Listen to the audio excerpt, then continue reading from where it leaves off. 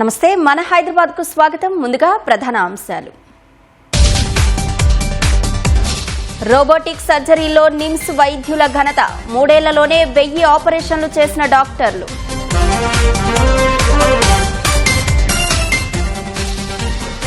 వైద్య రంగంలో ప్రభుత్వ సంకల్పం నెరవేరుతోందన్న సీఎం.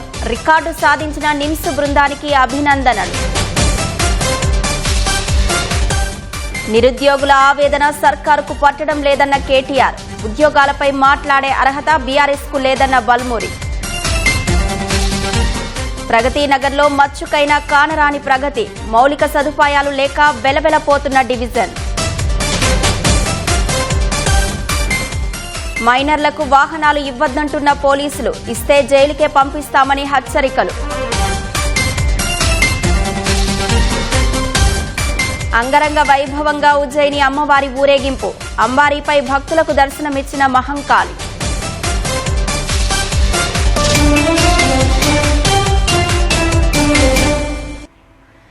ప్రపంచ స్థాయి రోబోటిక్స్ శస్త్రచికిత్సలను పేదలకు అందిస్తున్న నిమ్స్ ఆసుపత్రి రికార్డు సృష్టించింది. కేవలం 3 ఏళ్లలోనే 1000 మందికి రోబోటిక్ శస్త్రచికిత్సలు పూర్తి చేసినట్టు ప్రకటించింది.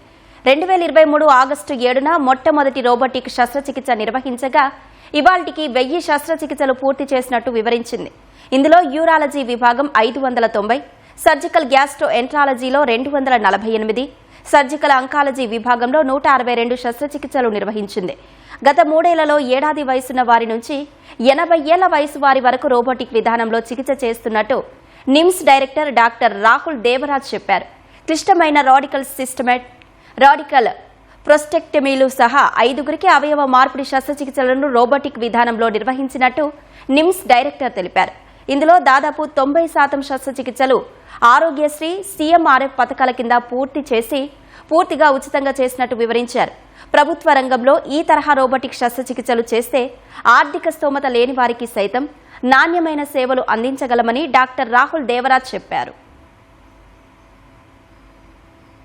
నిమ్స్లో 3 ఇయర్స్లో 1000 రోబోటిక్ సర్జరీస్ చేశామండి. అండ్ ఇవన్నీ ఫ్రీ ఆఫ్ కాస్ట్ చేశాము ఆరోగ్యశ్రీ అండ్ సీఎంఆర్ఎఫ్ రిలీఫ్ ఫండ్లో.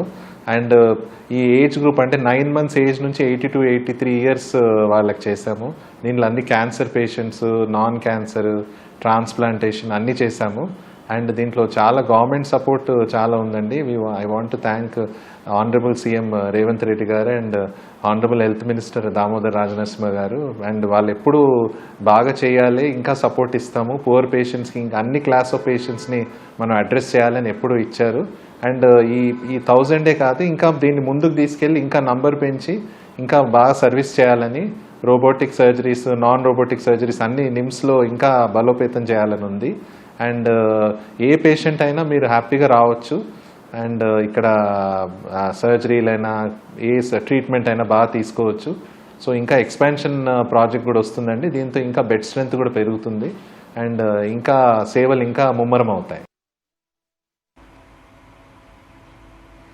1000 రోబోటిక్ శస్త్రచికిత్సలు విజయవంతంగా పూర్తి చేసిన నిమ్స్ బృందానికి ముఖ్యమంత్రి రేవంత్ రెడ్డి అభినందనలు తెలిపారు. 2.5 ఏళ్లలోనే 1000 రోబోటిక్ శస్త్రచికిత్సలు చేయడంపై హర్షం వ్యక్తం చేశారు. ప్రభుత్వ ఆసుపత్రుల్లో అత్యాధునిక వైద్య సేవలను సామాన్య ప్రజలకు అందుబాటులోకి తీసుకురావాలన్న ప్రజాప్రభుత్వ సంకల్పం నెరవేరుతోందన్నారు. నిమ్స్లో ఇప్పటి వరకు నిర్వహించిన రోబోటిక్ సర్జరీలో 90% పైగా ఆరోగ్యశ్రీ, ముఖ్యమంత్రి సహాయ నిధి ద్వారా ఉచితంగా చేయడంపై సీఎం సంతోషం వ్యక్తం చేశారు. ఇటీవలే 2000 కిడ్నీ మార్పిడి శస్త్రచికిత్సలను పూర్తి చేసిన నిమ్స్ ఇప్పుడు 1000 రోబోటిక్ సర్జరీల మైలురాయిని చేరుకోవడం ద్వారా కొత్త రికార్డు నెలకొల్పిందన్నారు. హైదరాబాద్ సహా రాష్ట్రంలోని డిజిటల్ సదుపాయాల ప్రాజెక్టు కోసం 2000 కోట్ల పెట్టుబడి పెట్టేందుకు ప్రపంచ బ్యాంకు ప్రతినిధులు సుముఖత వ్యక్తం చేశారు. ఈ మేరకు డిపిఆర్ సమర్పించాలని సీఎస్ సంజయ్ జాజుకి సూచించారు. ప్రపంచ బ్యాంకుకు చెందిన డిజిటల్ ఆసియా పసిఫిక్ ప్రాంతీయ డైరెక్టర్ మహేష్ ఉత్తమ్ చందాని నేతృత్వంలోని బృందం సచివాలయంలో సంజయ్ జాదుతో సమావేశమైంది. ఫ్యూచర్ సిటీలో కొత్త డేటా సెంటర్ల ఏర్పాటుకు మౌలిక సదుపాయాలు, ఏఐ, సైబర్ భద్రత, డిజిటల్ పబ్లిక్ ఇన్ఫ్రాస్ట్రక్చర్, యువతకు ఐటీ ఆధారిత ఉపాధి అవకాశాల విస్తరణపై చర్చించారు. డిజిటల్ గవర్నెన్స్ రంగంలో ప్రభుత్వం అమలు చేస్తున్న సంస్కరణలని ప్రపంచ బ్యాంకు ప్రతినిధులు అభినందించారు. యూత్ డిక్లరేషన్ పేరిట ఎన్నికల్లో ఊదరగొట్టిన కాంగ్రెస్ పార్టీ ఇప్పుడు యువత ఆవేదనను పట్టించుకోవడం లేదని బీఆర్ఎస్ కార్యనిర్వాహక అధ్యక్షుడు కేటీఆర్ ఆరోపించారు. జాబ్ క్యాలెండర్ విడుదల చేసి 2 ఏళ్లైనా ఉద్యోగాలు భర్తీ చేయలేదని మండిపడ్డారు. 20,000 పోలీసు ఉద్యోగాలు ఖాళీ ఉంటే 7,000 పోస్టులకే నోటిఫికేషన్ ఇస్తారా అని ప్రభుత్వాన్ని కేటీఆర్ ప్రశ్నించారు. నిరుద్యోగులు ఎండిన్ తాగి చావాలని రేవంత్ అంటుంటే రాహుల్ గాంధీ స్పందించరా అని అడిగారు. కాంగ్రెస్ వచ్చిన 2.5 ఏళ్లలో 10,000 ఉద్యోగాలు కూడా ఇవ్వలేదని విమర్శించారు. ఉద్యోగాల కోసం ఎదురుచూసి యువత ఆత్మహత్యలు చేసుకునే పరిస్థితి వచ్చిందని ఒక యువకుడి సూసైడ్ నోట్ను వీడియోను ప్రదర్శించారు. ఉద్యోగాల భర్తీపై అసెంబ్లీలో ప్రభుత్వాన్ని నిలదీస్తామని కేటీఆర్ చెప్పారు. కాగితం మీద అంట పిల్లలకి రాయడం రాదంట. నేను అడుగుతున్న రేవంత్ రెడ్డి గారు, నువ్వు నింపగలుగుతావా నీ ఎలక్షన్ ఫారం అఫిడవిట్? ఏ ఛాలెంజ్ కంటే ఆ ఛాలెంజ్ కి నేను రెడీ. ఒక్క ఇంటర్వ్యూ అటెండ్ అయిన మొక్కవా నీది? ఒక పోటీ పరీక్ష రాసిన మొక్కవా? పోనీ ఒక అప్లికేషన్ రాసే తెలివి ఉందా? నకలుగొట్టి పాస్ అయిన గోడల మీద సున్నలు వేసుకుని బతికినోడివి నీకే ఇంత ఉంటే మరి పిల్లలకి ఎంత ఉండాలా? హైదరాబాద్ లో 42 ఫ్లైఓవర్లు కట్టింది ఎవరు? ముఖ్యమంత్రి కూర్చుంటున్న సచివాలయ భవనం కట్టింది ఎవరు? తెలంగాణ ఇంజనీర్లు కదా? నాకు రేవంత్ రెడ్డి గారికి నేను చెప్పేది ఒకటే, ఈ ఇంజనీరింగ్ విద్యార్థుల కట్టడాలు తెలుసు, మీ పార్టీకి సమాధి కట్టడం కూడా ఆ పిల్లలే తప్పకుండా చేసి చూపెడతారు. 2 లక్షల ఉద్యోగాలు ఎప్పుడు ఇస్తావు? ఎలా ఇస్తావు? నీ జాబ్ క్యాలెండర్ ఎక్కడ సచ్చింది? సమాధానం చెప్పండి, మిమ్మల్ని వదిలిపెట్టాం. విద్యార్థులు నిరుద్యోగుల గురించి మాట్లాడే నైతిక అర్హత కేటీఆర్కు లేదని తెలంగాణ ప్రభుత్వ విప్ బల్మూరి వెంకట్ విమర్శించారు. ఇంజనీరింగ్ కోర్సుల గురించి సీఎం మాట్లాడితే విద్యార్థులనే అన్నారంటూ వక్రీకరిస్తున్నారని మండిపడ్డారు. గత 10 ఏళ్లు అధికారంలో ఉన్నప్పుడు విద్యార్థులు నిరుద్యోగులకు ఏమీ చేయని కేటీఆర్ ఇవాళ వారిపై ప్రేమ చూపిస్తున్నట్లు మాట్లాడడం చూస్తే ఆశ్చర్యం కలుగుతోందని వెంకట్ ఎద్దేవా చేశారు. ఏది పడితే అది రాజకీయ అవసరాల కోసం వాడుకోవడం సిగ్గుచేటన్నారు. 10 ఏళ్ల నీ పాలనలో అడ్డగోలుగా అనేకమైన జియోలు తీసుకొని వచ్చి నిరుద్యోగులు ఆత్మహత్యలు చేసుకుంటే కనీసం స్పందించే సోయి నీకు లేకుండే. ఈ రోజు కాంగ్రెస్ ప్రభుత్వం అధికారంలోకి వచ్చినాక 80,000 పైచీలకు ఉద్యోగాలు ఇచ్చినాము. మొన్ననే 7,000 పోస్టులతోటి పోలీస్ రిక్రూట్మెంట్ కూడా అనౌన్స్ చేయడం జరిగింది. ఇంత ప్రొసీజర్ ప్రకారంగా చేస్తున్నా కూడా ఓర్వలేక నువ్వు చేయలేని మేము చేస్తున్నామని చెప్పి నిరుద్యోగులు ఆత్మహత్యలు చేసుకుంటే దాన్ని వక్రీకరించి మాట్లాడిన నువ్వు ఏదైతే నీ వలన చనిపోయిన నిరుద్యోగ కుటుంబాలకి క్షమాపణ చెప్పి దాని తర్వాత నిరుద్యోగుల గురించి మాట్లాడాలి తప్ప ప్రజాప్రభుత్వం గురించి మాట్లాడే నైతిక అర్హత నీకు లేదని చెప్పి కేటీఆర్ ని హెచ్చరిస్తున్నా. హైదరాబాద్లో పలుచోట్ల వర్షం దంచుకొట్టింది. సికింద్రాబాద్, బేగంపేట, బోయిన్పల్లి, తిరుమలగిరి, అల్వాల్, బొల్లారం, ప్యాట్ని, ప్యారడైజ్, మారేడుపల్లి ప్రాంతాల్లో వాన పడింది. తార్నాక, ఓయూ క్యాంపస్, లాలాపేట్, హబ్సిగూడ, నాచారం, మలాపూర్లో ఒక్కసారిగా కురిసిన వర్షానికి రహదారులన్నీ జలమయమయ్యాయి. ఈ వానకు గచ్చిబౌలి, రాయదుర్గం, మాదాపూర్, ఫిల్మ్ నగర్, బంజారాహిల్స్, జూబ్లీహిల్స్ ప్రాంతాల్లో ట్రాఫిక్ కు అంతరాయం కలిగింది. కూకట్పల్లి, మూసాపేట్, కేపీహెచ్పీ, పంజాగుట్ట, అమీర్పేట్ పరిసరాల్లోనూ భారీగా వర్షం కురిసింది. చాలా చోట్ల డ్రైనేజీలు పొంగిపొర్లాయి. భారీ వర్షాల నేపథ్యంలో నగర వాసులకు సిపి సజ్జనర్ కీలక సూచనలు చేశారు. అత్యవసరమైతే తప్ప ప్రజలు ఇళ్ల నుంచి బయటకు రావద్దని ఎక్స్లో పేర్కొన్నారు. అనవసర ప్రయాణాలు మానుకోవాలని విజ్ఞప్తి చేశారు. ఓపెన్ మ్యాన్ హోల్స్, తెగిపడిన విద్యుత్ తీగల పట్ల జాగ్రత్తగా ఉండాలని వెల్లడించారు. అత్యవసర పరిస్థితుల్లో సాయం కోసం డయల్ 100కు సమాచారం ఇవ్వాలని ప్రజలను సజ్జనర్ కోరారు.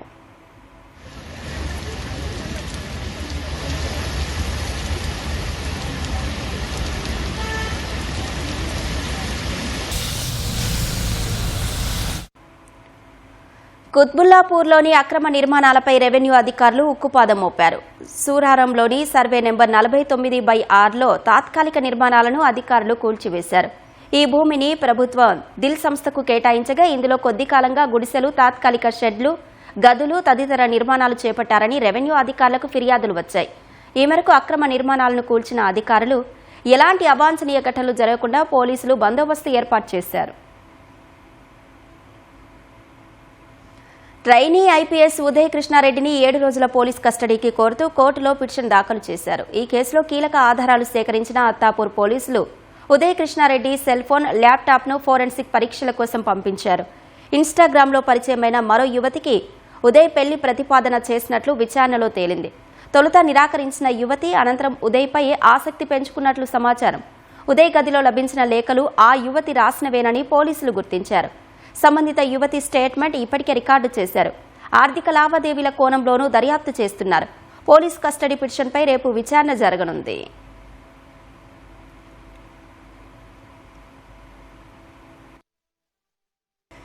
సికింద్రాబాద్ ఉజ్జయిని మహంకాళి అమ్మవారి జాతరలో అత్యంత కీలకమైన రంగం కార్యక్రమం భక్తి శ్రద్ధల మధ్య ముగిసింది.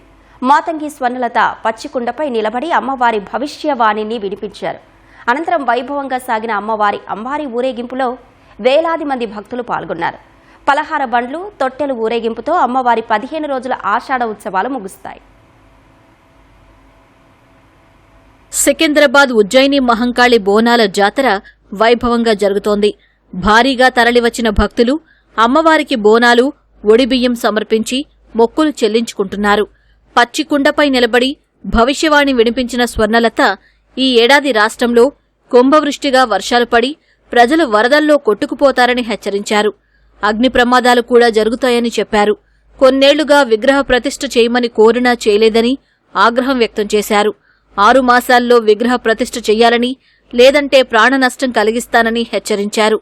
తన కోరిక తీరిస్తే భక్తుల కొంగు బంగారంగా కోరిన కోరికలు తీరుస్తానని తెలిపారు. నేను సంతోషంగా వచ్చినాను అనుకుంటున్నా, క్రోధంతో వచ్చినా నేను మీతోటి నేను ఎందుకు పలుకులిప్పాలా, ఎందుకు సమాధానం చెప్పాలా?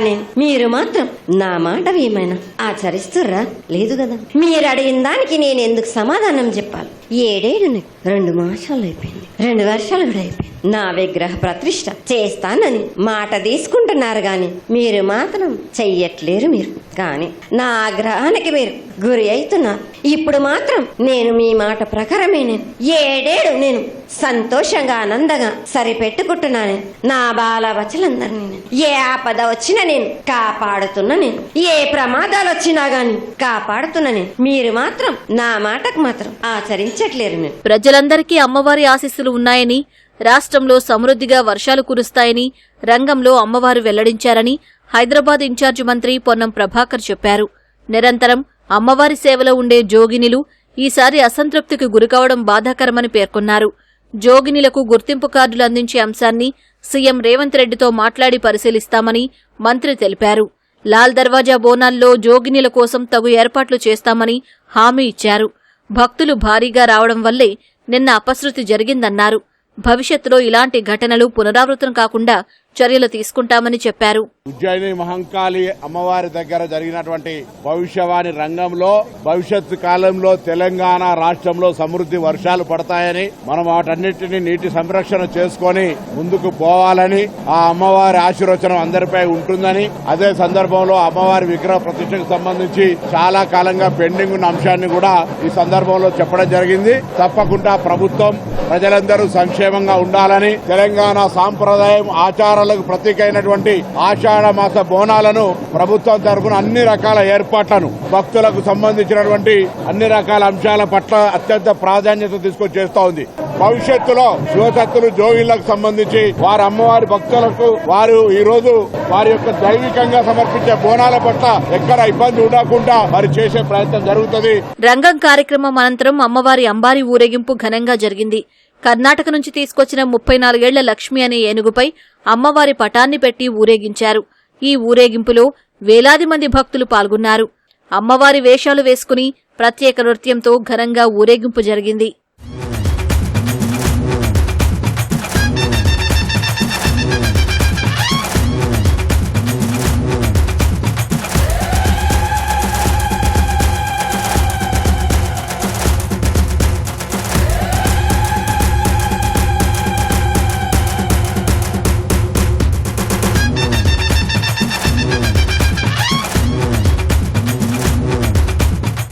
ఘటాల పలహారం బండ్లు, తొట్టెలు ఊరేగింపుతో సికింద్రాబాద్ ఉజ్జయిని అమ్మవారి ఉత్సవాలు ముగియనున్నాయి. మైనర్లు డ్రైవింగ్ చేయడం ప్రమాదకరం, చట్టరీత్యా నేరం కూడా. దీనిపై ఎన్నిసార్లు అవగాహన కల్పించినప్పటికీ తల్లిదండ్రులు పిల్లల నిర్లక్ష్యంతో ప్రమాదాల్లో ఎంతో మంది ప్రాణాలు కోల్పోతున్నారు. ఫలితంగా నిమిషాల వ్యవధిలోనే అనేక కుటుంబాల్లో తీరని శోకం మిగులుతోంది. దీన్ని సీరియస్గా తీసుకున్న హైదరాబాద్ పోలీసులు మైనర్లు రోడ్లపై డ్రైవింగ్ చేస్తే ఊరుకోబోమని హెచ్చరిస్తున్నారు. ఒకవేళ వస్తే పిల్లలు, వారి తల్లిదండ్రులు, వాహనాల యజమానులు జైలుకు వెళ్లాల్సి వస్తుందని చెబుతున్న హైదరాబాద్ ట్రాఫిక్ అదనపు సిపి జోయల్ డేవిస్తో మా ప్రతినిధి సూరిబాబు ముఖాముఖి. మైనర్లు వెహికల్స్ యూజ్ చేయవచ్చా, లేకపోతే వాళ్ళకి తల్లిదండ్రులు కావచ్చు, వాళ్ళ స్నేహితులు కావచ్చు, వాళ్ళకి వెహికల్స్ ఇచ్చేటప్పుడు వీళ్ళు ఏమైనా చేసినట్లయితే వాళ్ళకు ఎలాంటి పనిష్మెంట్స్ ఉంటాయి, తదితర విషయాలను మనం joint traffic CP Joel Davis సార్ని అడిగి తెలుసుకుందాం. సార్, దీని గురించి మైనర్ వెహికల్ గురించి ఏం చెప్తారు సార్? మనకి అండర్ ఏజ్ డ్రైవింగ్ అన్నది మనకి అఫెన్స్ ఎంఈ యాక్ట్ ప్రకారం. అండర్ ఏజ్ డ్రైవింగ్ ఏమైనా మా దృష్టికి వస్తే ఇమీడియట్లీ వాళ్ళ డీటెయిల్స్ అవన్నీ తీసుకొని వెహికల్ సీజ్ చేసి ఆ జువెనైల్ బోర్డులో రిపోర్ట్ ఫైల్ చేస్తాము. అలాగే వాళ్ళ గార్డియన్ గానీ పేరెంట్స్ కానీ ఓనర్ ఆఫ్ ది వెహికల్ ఎవరైనా తెలుసుకొని వాళ్ళ మీద రెగ్యులర్ కోర్టులో ఛార్జ్ షీట్ ఫైల్ చేస్తాం. ఫైల్ చేసిన తర్వాత మనకి చట్ట ప్రకారం అయితే గార్డియన్ కి కానీ పేరెంట్స్ కి కానీ వాళ్ళు వెహికల్ ఓనర్స్ కి కానీ దాదాపు 3 years వరకు ఇంప్రిజన్మెంట్ జైలు శిక్ష పడే అవకాశం ఉంది. అలాగే 25,000 వరకు ఫైన్ ఉన్నాయి. అంటే మైనర్ ఒక వెహికల్ డ్రైవ్ చేస్తే 12 months కి ఆ రిజిస్ట్రేషన్ సస్పెండ్ అవుతుంది, ఆ వెహికల్ వాడరాదు. ఫర్ ఎగ్జాంపుల్ 17 years old లో ఆ అబ్బాయి డ్రైవింగ్ చేశాడంటే మామూలుగా 18 years తర్వాత లర్నర్స్ తీసుకొని ఆయన లైసెన్స్ తీసుకోవచ్చు. కానీ ఈ అండర్ ఏజ్ డ్రైవింగ్ చేస్తే మాత్రం 25 years వరకు లైసెన్స్ రాదు. ఇప్పుడు మైనర్లకి ఏదో చిన్న పని ఉందని చెప్పి దగ్గరలోనే కదండి వారి తల్లిదండ్రులు స్నేహితులు ఏదైనా వెహికల్ ఇచ్చి వాళ్ళకి పంపిస్తున్నారు సార్. అవి తరచుగా మనం వింటుంటున్నాం. ఏదైనా ప్రమాదం చేస్తే వార్తలు కూడా మనం వింటుంటున్నాం సార్. వాళ్ళకి మీరు ఇచ్చే సలహా సూచన ఏంటి సార్? మేము కంటిన్యూస్ గా చెప్తున్నాం. అంటే లాస్ట్ ఇయర్ ఏప్రిల్ నుంచి దీన్ని ఒక స్పెషల్ డ్రైవ్ గా టేకప్ చేయడం జరిగింది. దాదాపు లాస్ట్ ఇయర్ ఒక 7,000 కేసెస్ దీని మీద రిజిస్టర్ చేసినాము. చాలా మందికి ఫైన్స్ డిస్పోజల్ వచ్చినాయి, చాలా మందికి సోషల్ సర్వీస్ డిస్పోజల్స్ వచ్చినాయి. అరైవల్ అని ఒక క్యాంపెయిన్ పెట్టి ప్రతి స్కూల్లో దీని గురించి చెప్పడం జరిగింది. వాళ్ళకి అఫెన్స్ ఒక కాన్సిక్వెన్సెస్ ని గురించి వాళ్ళకి ఎక్స్ప్లెయిన్ చేయడం జరిగింది. సో ఏ రీజన్ చెప్పినా కూడా మైనర్ అనేది వితౌట్ డ్రైవింగ్ లైసెన్స్ ఎవరు కూడా వాహనం నడపరాదు. ఆ పేరెంట్స్ కానీ గార్డియన్స్ కానీ మీరు కూడా పిల్లలకి కూడా చెప్పండి, ఇది ప్రమాదం కాబట్టి దాన్ని మీరు పిల్లలకి ఎక్స్ప్లెయిన్ చేయాలి. అండ్ చాలా ప్రమాదాలు కూడా చూస్తున్నాము. చాలా మంది వాళ్ళ పిల్లలు సెల్ఫ్ గా చనిపోవడం జరుగుతుంది, లేదంటే వేరే ఎవరినో చంపడం కూడా జరుగుతుంది. దానిలో అన్యాయంగా ఇన్నసెన్స్ వాళ్ళ ఫ్యామిలీ మెంబర్స్ బాధపడుతున్నారు. చివరిగా మీరు అన్నట్లు మైనర్లు అంటేనే వాళ్ళ మెంటల్ గా వాళ్ళకి తెలిసి తెలియని వయసు సార్. వాళ్ళు ఎక్కడైనా ప్రమాదం చేసేసి వాళ్ళు భయాందోళన చెందడం గానీ, లేకపోతే ప్రమాదం జరిగిన విషయం తల్లిదండ్రులకి స్నేహితులు చెప్పకుండా వాళ్ళు ఎక్కడికో వెళ్లిపోవడం, ఆ ప్రమాదం గురించి తెలియపరచకపోవడం వల్ల ఎవరినైనా ప్రమాదం గురి చేస్తే వాళ్ళు చనిపోయే ప్రమాదం ఉంటుంది కదా సార్. ఇలాంటి సమయంలో అక్కడ సీసీ కెమెరాలు కానీ ఇలాంటి మనకి తెలిసే అవకాశం ఉంటుంది సార్. నగరంలో ఉన్నాయా సార్ సీసీ? అవునండి, ఇమీడియట్లీ ఎనీ యాక్సిడెంట్ మనకి డిఫరెంట్ వేస్ ద్వారా వచ్చేస్తాయి. either 108 కాల్ చేస్తారు, లేదంటే 112 మాకు కాల్ చేస్తారు, లేదంటే అక్కడ ఉన్న బై స్టాండర్స్ తెలిసిన పోలీస్ ఆఫీసర్స్ కాల్ చేస్తారు. ఇప్పుడు ఏంటంటే మేము road traffic and accident management cell అని కూడా ఒకటి ట్రాఫిక్ లో పెట్టుకున్నాము. ఆల్ 112 కాల్స్ మాకు కూడా ల్యాండ్ అవుతా ఉంటది. సో ఇమీడియట్లీ తెలిసిపోతుంది నేరం అయిందంటే. దెన్ సీసీ కెమెరాస్ ని ఐడెంటిఫై చేసి మేము ఎవరు డ్రైవ్ చేసినారన్నది నిర్ధారిస్తాం. ఇది హైదరాబాద్ నగర traffic joint CP Joel Davis గారి స్పందన. వీడియో జర్నలిస్ట్ పురుషోత్తంతో కలిపి సూరిబాబు, ఈటీవీ న్యూస్, హైదరాబాద్.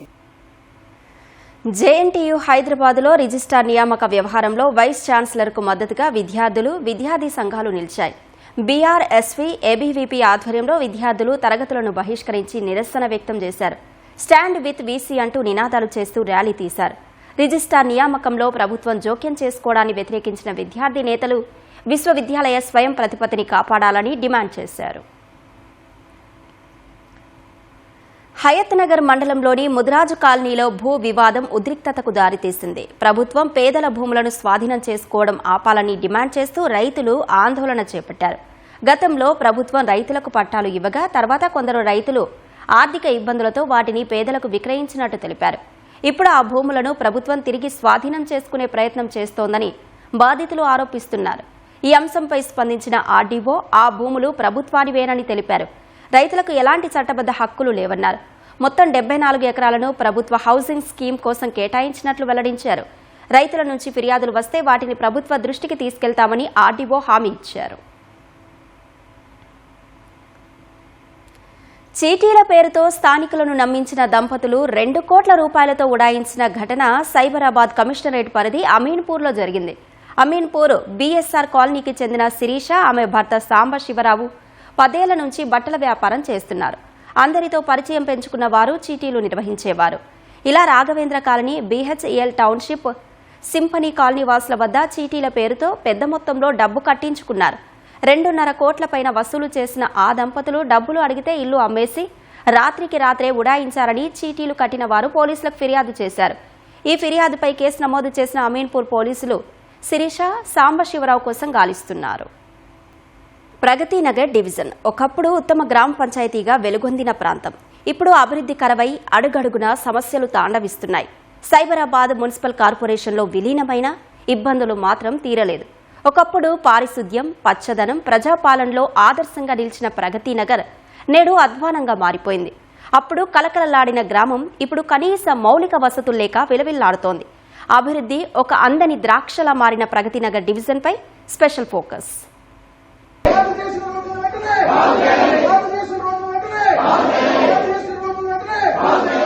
దేశంలోనే ఉత్తమ గ్రామ పంచాయతీగా ఒకప్పుడు గుర్తింపు పొందిన ప్రాంతం ఇది. ఇదే ప్రగతి నగర్. పునర్విభజన తర్వాత సైబరాబాద్ మున్సిపల్ కమిషనర్లో విలీనమై డివిజన్గా ఏర్పడింది. సీఎంసీలో విలీనమైతే మెరుగైన మౌలిక వస్తువులు లభిస్తాయని ఆశించిన ప్రజలకు నిరాశే మిగిలింది.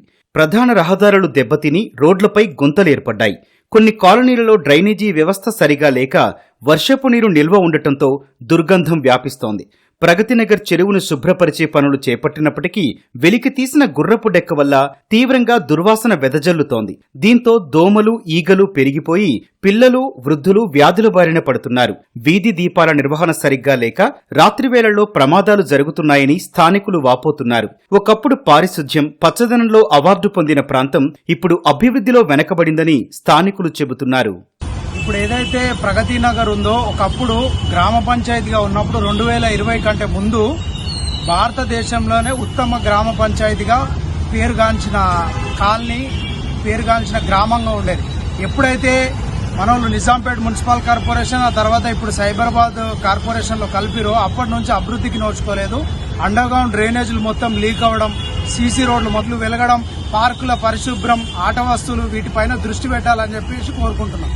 సో ఇప్పుడు ఏంటంటే 75% ఆఫ్ డ్రైనేజ్ డైవర్షన్ జరిగింది. ఇప్పుడు స్టిల్ ఇంకా 15% ఆఫ్ డ్రైనేజ్ సివరేజ్ ఇంకా కూడా చెరువులో కలుస్తుంది. దానివల్ల ఏమవుతుందంటే మురుగునీరు బాగా చేరి చుట్టుపక్కల వాళ్ళకి విపరీతంగా దోమలు రావటం అన్నీ జరుగుతూ ఉంది. పెరుగుతున్న జనాభాకు అనుగుణంగా రహదారుల విస్తరణ లేక ట్రాఫిక్ పెరిగిపోతోంది. సాయినగర్లో తాగునీటి సరఫరాలో అంతరాయం వల్ల ట్యాంకర్ల ఖర్చులు అధిక భారంగా మారుతోందని స్థానికులు ఆవేదన వ్యక్తం చేస్తున్నారు. తాగునీటి సమస్యలకు శాశ్వత పరిష్కారం చూపాలని మొరపెట్టుకున్నా ఎవరూ స్పందించడం లేదని వాపోతున్నారు. దోమలు, బ్యాడ్ స్మెల్, డంపింగ్ అనేది మన పక్కనే ఉంది. బట్ ఇప్పటిదాకా కూడా ఎటువంటి చర్యలు తీసుకోలేదు గవర్నమెంట్. వాటర్ పైన కూడా మినిమం ఇంత బిల్ అని సప్లై ఇస్తున్నది అనమాట. బిల్లు కూడా చేతికి ఇవ్వడం లేదు. జస్ట్ మేము యాప్ లో ట్యాంకర్ బుక్ చేసుకున్నప్పుడు అందులో మెన్షన్ చేస్తున్నారు. మెన్షన్ చేయగానే పే చేయాల్సి వస్తుంది. పే చేయకపోతే ఒకవేళ 20కి జనరేట్ అవుతుంది బిల్లు. ఒకవేళ 1 డే 2 డే లేట్ చేస్తే మాకు ట్యాంకర్స్ బుకింగ్ చేయడం ఆపేస్తున్నారు అన్నమాట. Manjeera tanker booking 500 rupees tanker, వాళ్ళు వచ్చినందుకు 50 రూపాయలు ఎక్స్ట్రా తీసుకుంటున్నారు, 550 తీసుకుంటున్నారు. మేము ఈ రోజు బుక్ చేసుకుంటే మాకు 3 డేస్ కి వాటర్ ట్యాంకర్ సప్లై చేస్తున్నారు. కమర్షియల్ గా వాడుకుంటున్నారు, వాళ్ళు బిజినెస్ చేస్తున్నారు. ప్రస్తుతానికి అయితే ప్రయత్నాలు అయితే జరుగుతుంది ఇదే అన్నమాట.